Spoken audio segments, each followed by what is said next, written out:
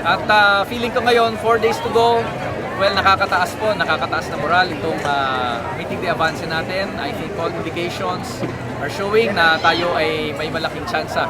No? At posibleng makapasok sa top 12, kailangan lang talaga tuloy-tuloy. 4 na araw pa yan, home stretch, talagang all out na ho sa kampanya.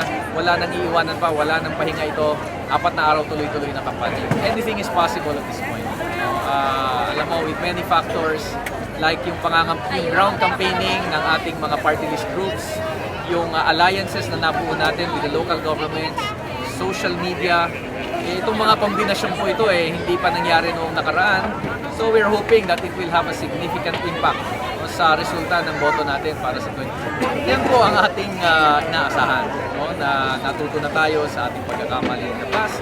At itong mas masigla at malawakang kampanya natin, bagamat hindi tayo pasok sa alinman sa mga mayor na political parties, we run as an independent under the Makabayan Coalition.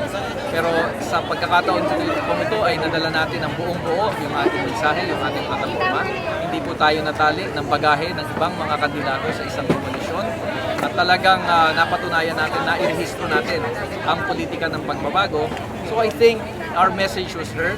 I think many people were able to understand ano ba talaga yung pinaglalaban natin. So titingnan ho natin sa mismo Mayo 13 kung ito ba ay enough to deliver the votes. Marami pa ring bagay na hindi namin hawak, hindi namin control, yung mga political dynasties, yung mga warlords, yung mga political operators na kailangan talaga ng maglabas ka ng daan-daang milyon para sila ay kumana.